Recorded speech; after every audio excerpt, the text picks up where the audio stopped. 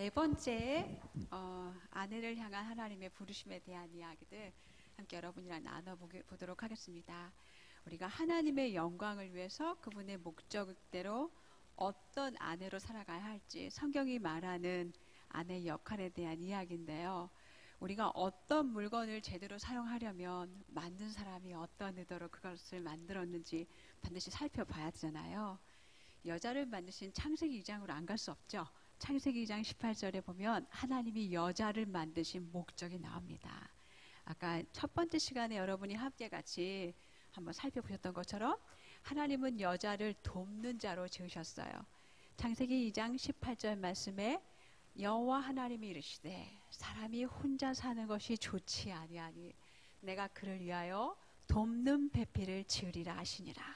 하나님이 정말 너무너무 커다란 마음, 특별한 목적이 있으셔서 여기 계신 우리 자매님들을 만드신 건데요. 사실은 이제 이 돕는다는 단어가 아까 첫 번째 시간에서 여러분에게 오해가 벗겨지셨을 거라는 생각이 들어요.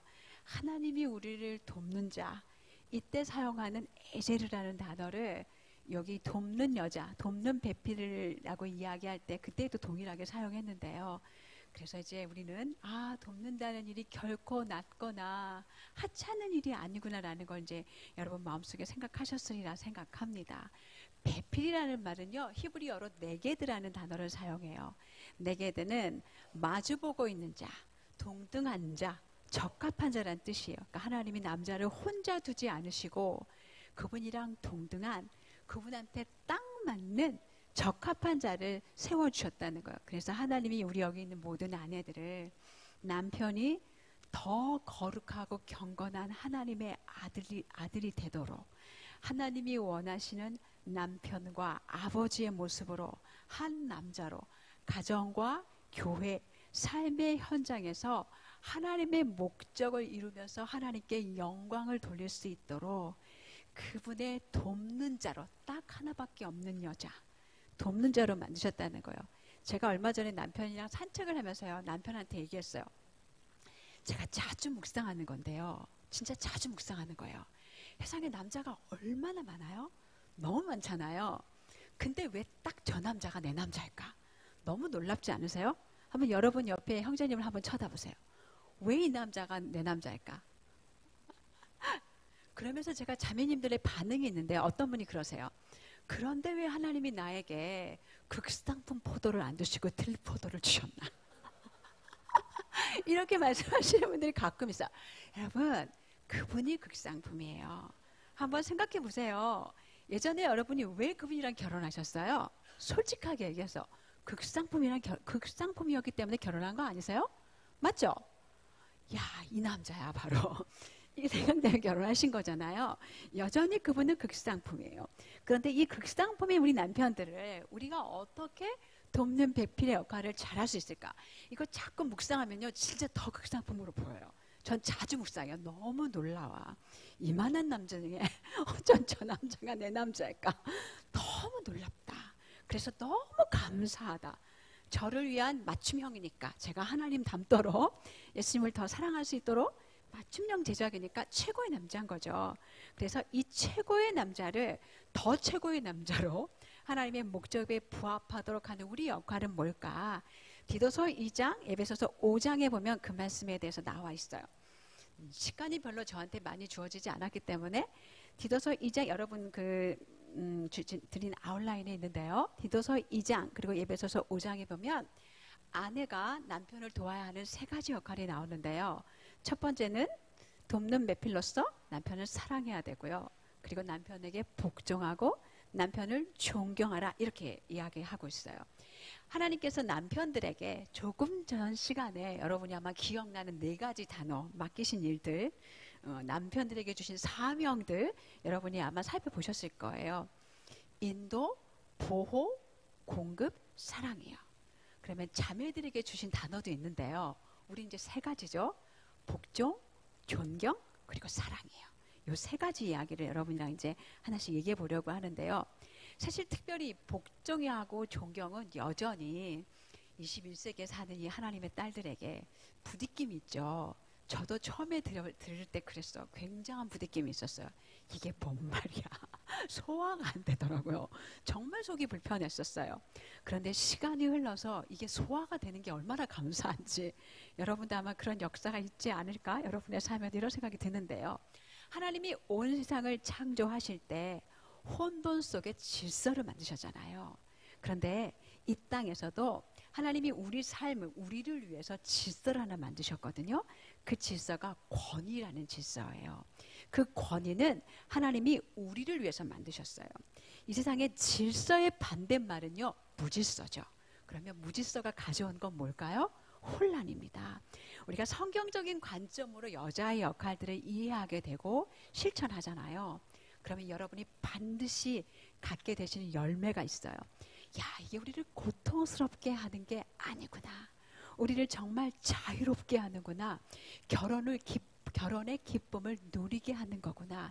거기에 더해서 진짜 이게 하나님의 선한 질서임을 하나님이 몸소 여러분이 경험하실 수 있도록 도와주실 거라는 생각이 들어요. 이제 하나씩 이 여자의 역할들, 아내 역할들 살펴보려고 하는데요. 먼저는 남편을 사랑하는 거예요.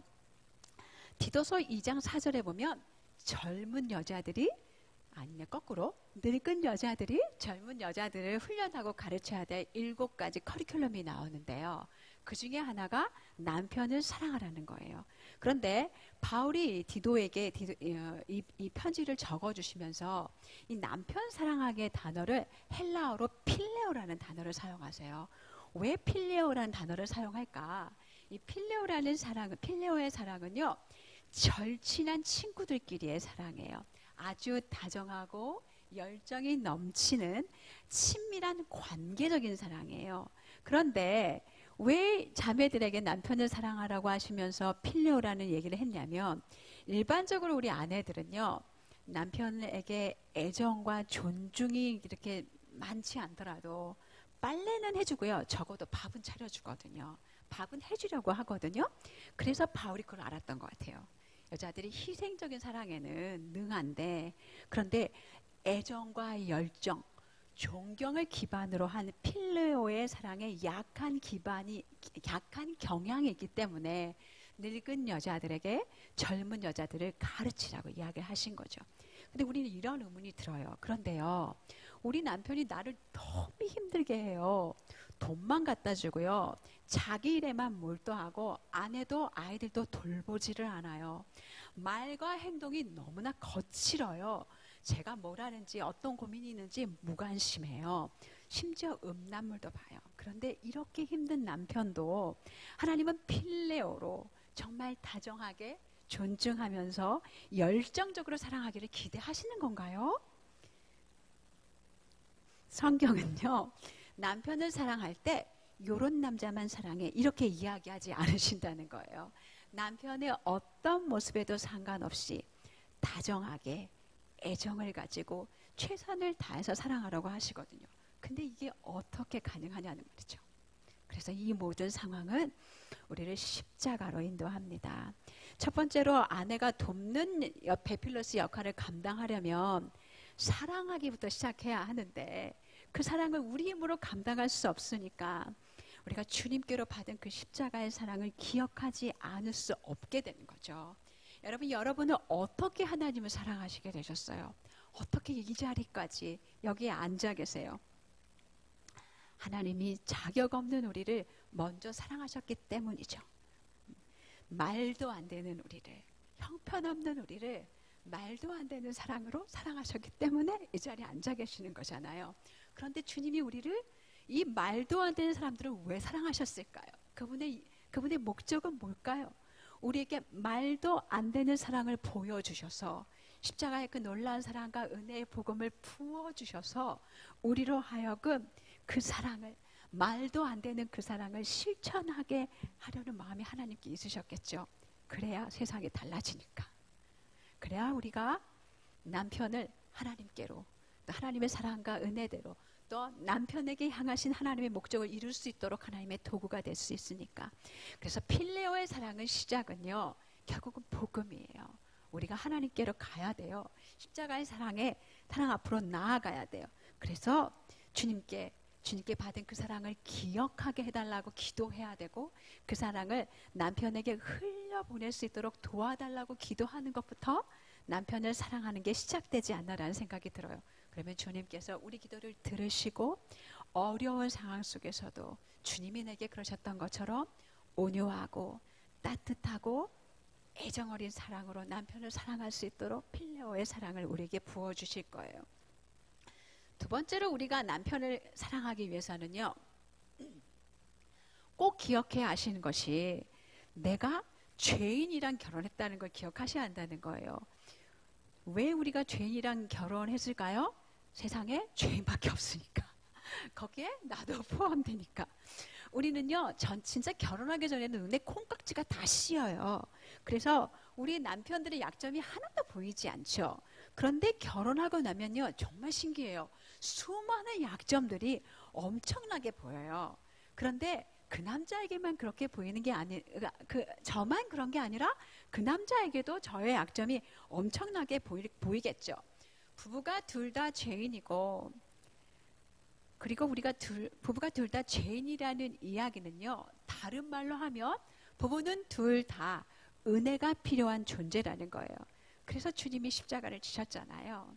주님이 우리를 위해서 십자가를 지셨고, 우리를 죄 없다, 의롭다 선언해 주셨고, 우리 안에 성령님을 부어주셨고, 매일 주님 닮도록 오늘도 너무나 성실하게 일하고 계시잖아요. 어떤 분이 그래요. 그런데 나는 하나님이 일하시는 게 하나도 보이지 않는다고. 근데 이거 아세요? 제가 어디서 읽었는데 그 코테이션을 찾지 못해서 오늘 못 갖고 왔는데요.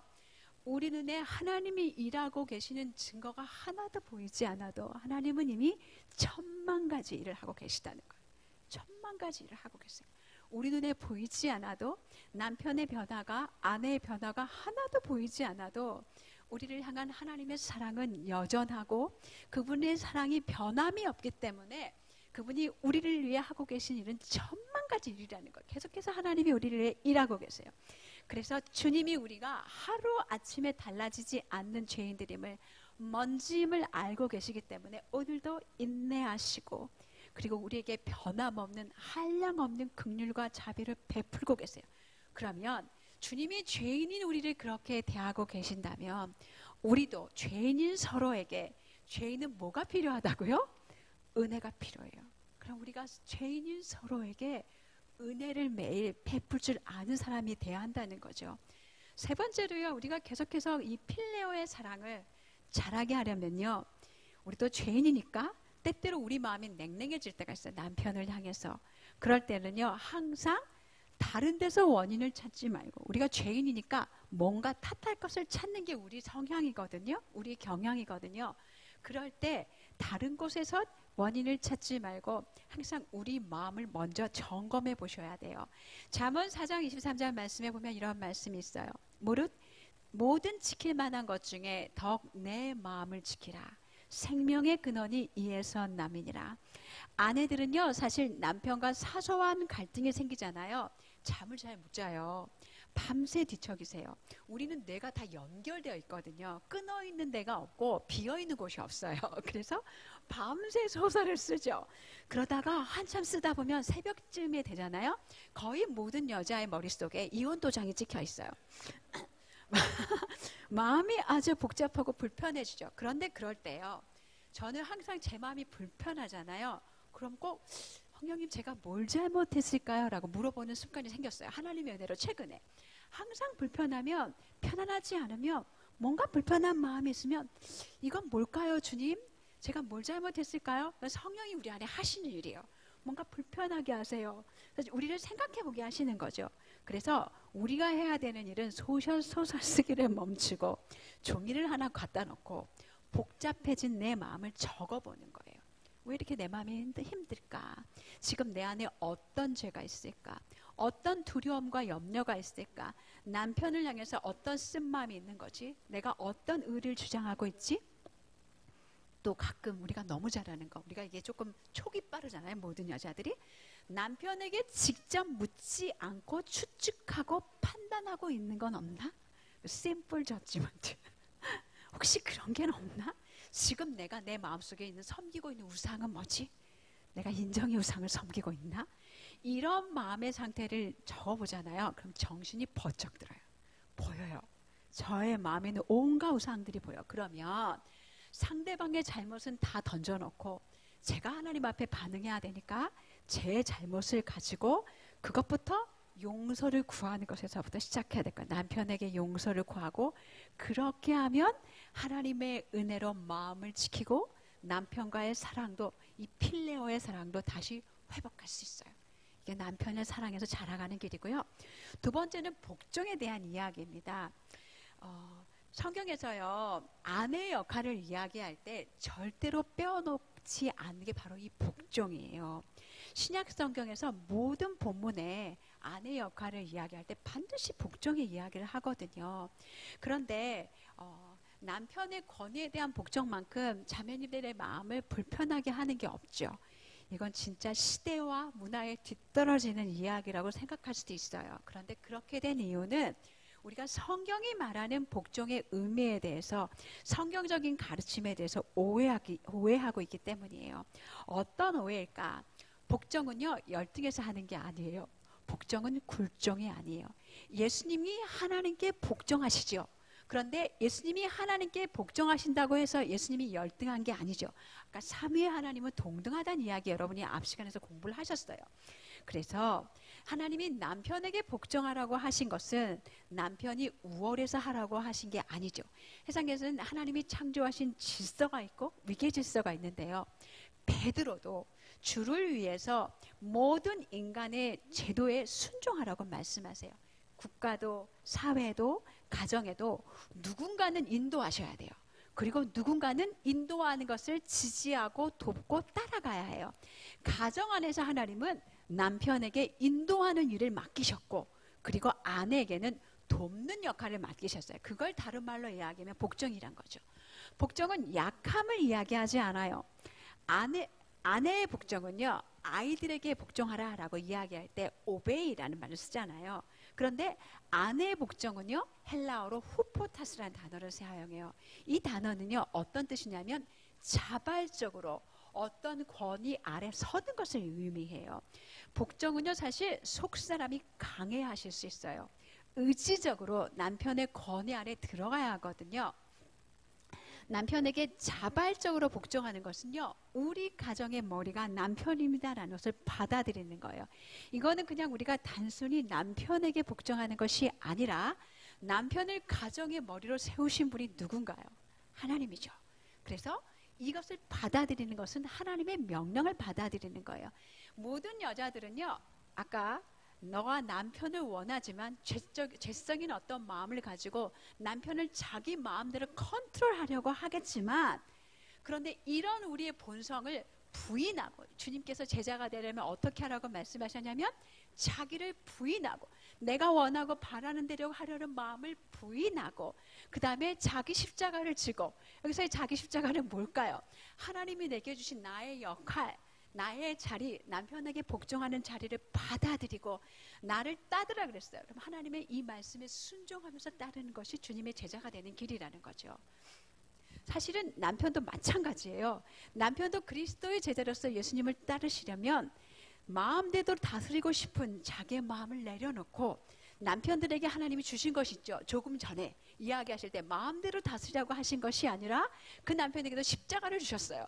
이 아내를 사랑할 때 그냥 사랑하는 게 아니라 이 아내를 복종하는 이 아내를 다스리는 권리를 하나님이 주시면서 어떻게 하라고 하셨냐면 너 몸처럼 사랑하고 너 몸처럼 이 아내를 사랑하고 그리스도께서 교회를 위해서 자신을 주신 것처럼 희생과 섬김의 사랑으로, 이게 어찌 보면 십자가죠. 그 십자가를 지고 그 안에서 그 말씀에 순종하면서 예수님의 제자가 되라고 말씀하신 거죠.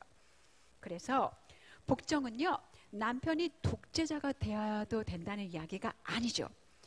조금 전에 여러분께 말씀드렸던 것처럼 남편들도 자신을 사랑하는 것만큼 아내를 사랑하고, 또 아내를 위해서 주께서 그리스도께서 교회를 위해서 생명을 바치신 것처럼 이타적이고 희생적인 마음으로 아내를 사랑하라고 명령을 받으신 거잖아요. 그죠? 그래서 남편이 폭력적일 때 복종해야 된다고 참으면 안 되죠. 참으면 안 되고요. 마찬가지로 그 상황에 비난하고 화내면서 여러분 나쁜 상황을 더 자극하시면 안 돼요. 만약에 폭력적인 어떤 상황이 있다면 빨리 그 자리를 피하시고 도움을 청하셔야죠. 복정은요, 또 무조건적으로 남편을 따르는 것은 아닙니다. 존 파이버 목사님은요, 아내의 돕는 베필로스의 역할을 뭐라고 말씀하셨냐면, 복종은 아내의 은사를 따라 남편의 리더십을 존중하고 확실하게 발휘되도록 돕는 아내의 신성한 소명이라고 이야기하셨어요. 아내를 하나님이 돕는 배필로 만드셨기 때문에 모든 남편들은 아내의 도움이 필요합니다.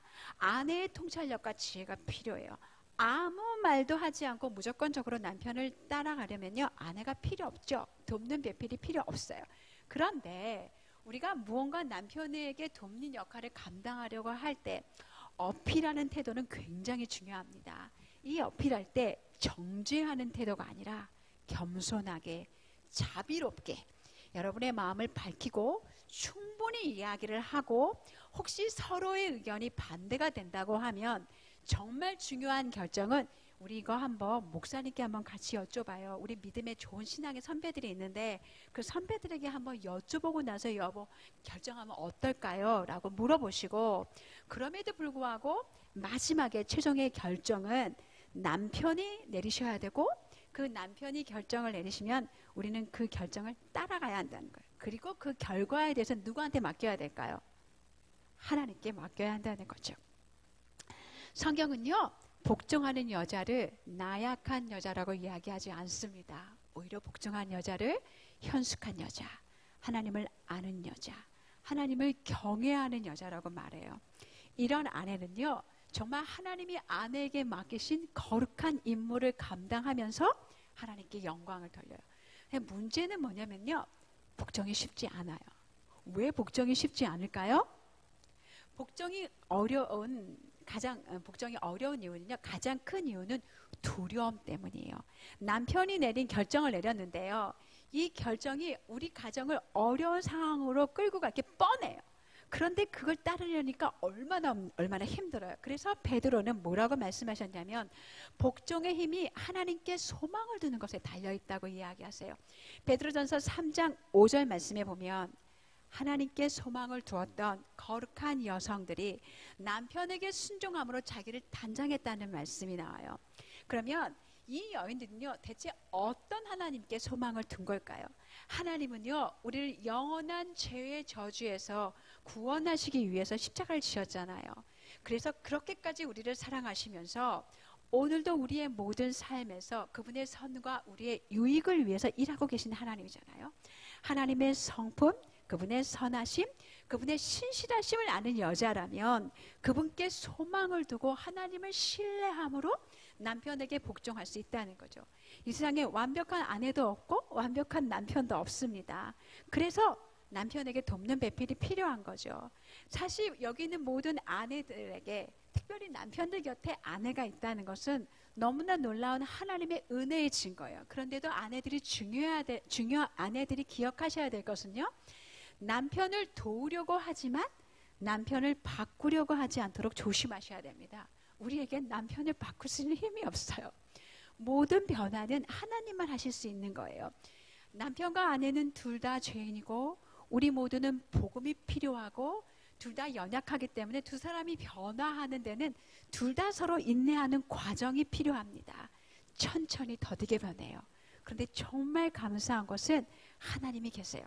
성령 안에서 하나님께서 각 사람에게 부지런히 일하고 계셨기 때문에 지금 여러분 안에 있는 모든 변화들은 하나님이 일하신 결과잖아요. 똑같은 하나님이 남편에게도 그분의 때에 변화를 시키시겠죠. 그래서 복종은 남편의 완전함 때문에, 어떠함 때문에 가능한 것이 아니라 하나님의 신실하심 때문에 가능한 거예요. 하나님의 때에 우리 남편을 예수님 닮도록, 하나님 닮도록 거룩하게 변화시켜 주실 거라는 소망 때문에 가능하다는 거죠. 그런데 만약 아내들이 남편에게 복종하지 않는다면 무슨 일이 벌어질까요? 아내가 자주 자기 의견을 고집하고 남편을 무시하면요, 남편은 가정을 인도하는 일에 좌절하게 됩니다. 그래서 더 이상 주도하려고 하지 않고 인도하려고 하지 않으세요. 그러면 모든 결정의 책임은 누구에게로 갈까요? 다 아내에게로 돌아가게 됩니다. 대부분의 모든 남편들은요, 문제나 갈등을 일으키기를 싫어해요. 아내하고 논쟁하고 싸우기보다는 그냥 원하는 대로 하도록 내버려둬요. 그렇게 하다 보면 이제 가정에 이제 점점 더 아내의 어깨 위에 짐들이 쌓이겠죠? 그래서 여러분이 가정에서 우리 남편이 왜 리더십을 발휘해 주지 않을까라고 불평하기 전에 반드시 여기 계신 자매님들은 자기의 마음을 살펴보셔야 돼요. 내가 정말 남편의 판단을 신뢰하고 있을까? 그분의 결정을 따를 준비가 되어 있는가?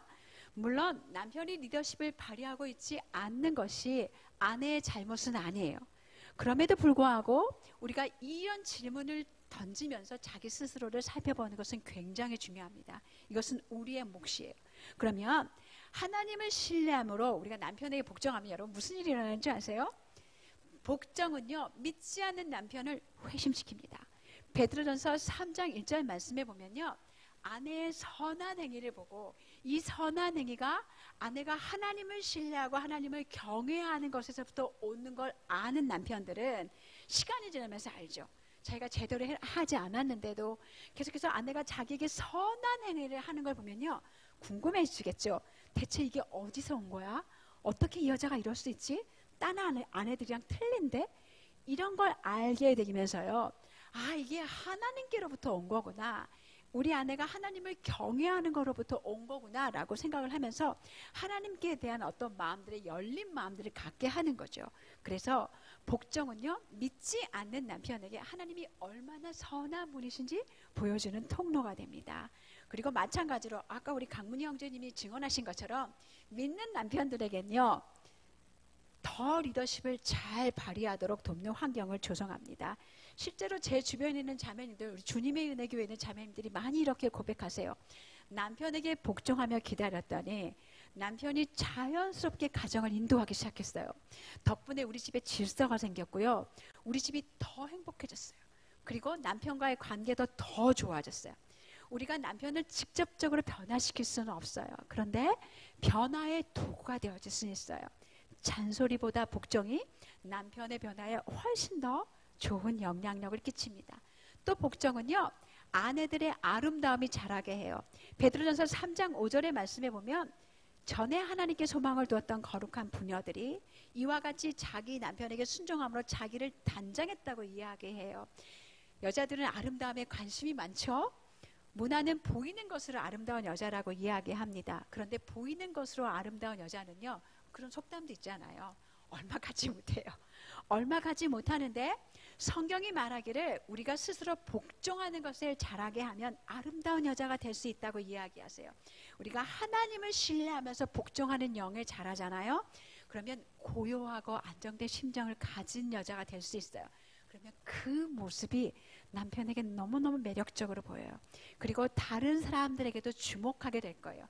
그보다 더 놀라운 것은 하나님이 여러분을 주목하게 되신다는 거예요. 그 다음에 두 번째는 존경인데요. 에베소서 말씀에 5장 33절 말씀에 남편을 존경하라고 이야기를 해요.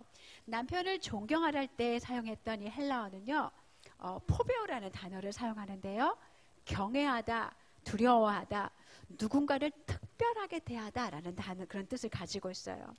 형제님들에게 아내가 여러분을 사랑한다고 하는 말이랑 존경한다고 하는 말이랑 어떤 게 더 듣기 좋으세요라고 물어보면 모든 형제님들이 아마 지금 속으로 다 대답하셨을 것 같아요. 모든 분이 다 존경한다는 이야기를 듣고 싶다고 이야기를 하세요. 불완전한 남편들을 존경하는 게 사실은 아내들에겐 굉장히 챌린지죠. 그런데 하나님이 여기서 말씀에서 남편들을 존경해라 라고 이야기하신 이야기는 하나님께서 우리 남편들이 존경이 필요한 존재들로 만드셨다는 이야기예요. 우리는요, 누군가를 존경하려면요, 존경에 합당한 타당한 뭔가가 있어야 된다고 생각해요. 특별히 여기 있는 아내들은 남편의 약점을 제일 잘 아는 사람들이잖아요, 이 세상에서. 그런데 그렇기 때문에 어쩌면 하나님은 남편을 존경하라고 이야기하셨는데 남편을 존경하기 제일 어려운 상황에 놓이신 그런 상황에 있는 분이실 수도 있다는 거죠. 그런데 우리는요, 남편의 어떠함 때문에 남편을 존경하는 것이 아니라 하나님께서 남편을 가정의 머리로 세워주셨기 때문에 존경이 필요한 사람들이라는 거죠. 하나님은요, 남편들에게 너는 이 가정의 머리야 라고 말씀하신 것만이 아니라, 권위를 그냥 너 맘대로 휘둘러 라고 말씀하신 게 아니라, 우리가 조금 전에 살펴봤던 것처럼 아내를 위해서 내 목숨을 내어놓을 정도로 희생하고 사랑하고 보호하고 공급해야 돼, 이렇게 말씀하셨거든요. 여러분, 이거는요 정말 아주 무거운 책임이에요. 정말 무거운 책임이에요. 이러한 무거운 책임을 남편들이 감당하려면요, 사실은 하나님의 목적대로 살아가시려면 남편도 그렇게 살아가시면서 하나님께 영광을 돌리셔야 되잖아요. 아내의 격려, 지지, 감사, 존경이 반드시 필요해요. 여러분이 많이 생각해 보셔야 돼요. 그런데 우리가 정말 존경이 안 돼요. 그래서 남편에게 여러분이 존경을 표현하시지 않는다면 어떤 일이 벌어질까요? 저희 남편이 그런 얘기를 하시더라고요. 남편에게 아내의 존경은 공기와 같은 거래요. 그런데 우리 집안에 공기가 없으면 남편이 집에 왔는데 숨을 쉴 수 있을까요, 없을까요? 숨을 쉴 수 없죠. 숨을 쉴 수 없으니까 그분이 어떻게 되냐면 더 많이 존경받고 인정받는 곳을 찾아가시겠죠. 그것이 직장이라면 직장에 더 많은 시간을 주실 거고, 그게 어떤 동아리라면 동아리에 더 많은 시간을 주시겠죠. 그래서 점점 더 남편이 집안에 공기가 없으면, 존경이라는 공기가 없으면 가정의 문을, 마음의 문을 닫고 존경받는 곳으로 향할 위험이 커진다는 거예요. 여자들만을 위하여라는 책에서 션티 펠탄이 이렇게 이야기합니다. 일반적으로, 이건 형제님들도 좀 귀 기울여서 들으셔야 되는 이야기인데요, 아내들은 남편이 충분한 사랑을 주지 않기 때문에 그를 존중하지 않게 됩니다. 남편도 아내가 자기를 무시한다고 생각하기 때문에 더욱더 사랑을 주지 않습니다. 한번 생각해 보세요. 남편이 충분한 사랑을 주지 않네? 존경 안 해. 나를 존경하지 않네? 사랑을 안 줘. 악순환이 될 수 있겠죠. 그러면 어떻게 해야 될까요? 이런 감정은 다 말과 행동으로 나오게 되어 있어요. 누군가는 이 고리를 끊으셔야 돼요. 이 악순환의 고리를 끊고 무조건적인 사랑을 부어주고 사랑을 표시해야 되고, 무조건적인 존경을 표시해야 돼요. 누가 먼저 하실래요? 가위바위보 할까요? 이긴 분이 하실래요? 여러분, 기도해 보시고 정말 내가 하나님을 사랑하는 것에서 지기 싫어 하시는 분이 먼저 하시면 될 것 같아요. 그럼 우리가 어떻게 남편을 존경하는 것에서 잘할 수 있을까요? 다른 말로 하면 어떻게 하면 우리 남편을 특별하게 대우할 수 있을까요? 먼저 여러분이요, 하나님의 관계 다음에, 그 다음에 두셔야 될 관계는 남편이에요.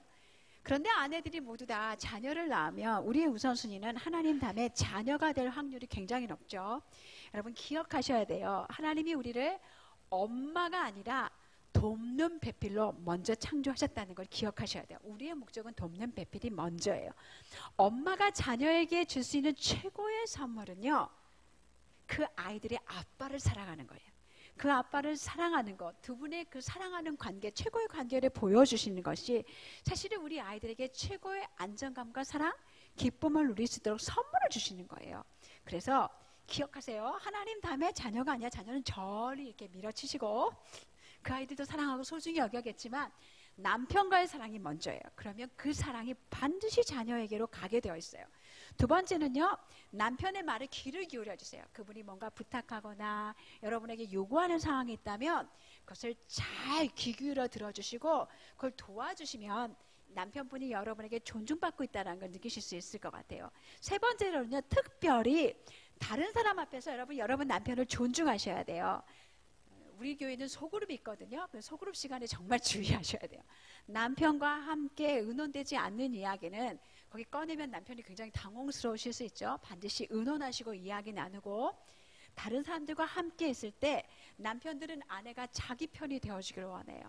남편들을 세워주시고 칭찬하셔야 존경하는 느낌을 받지, 오히려 거기서 공격하시고 남편의 약감을 동의받지 않고 이야기한다면 무시받는다 생각하실 수 있겠죠. 그래서 기억하세요. 다른 사람 앞에서 나는 남편을 존경한다.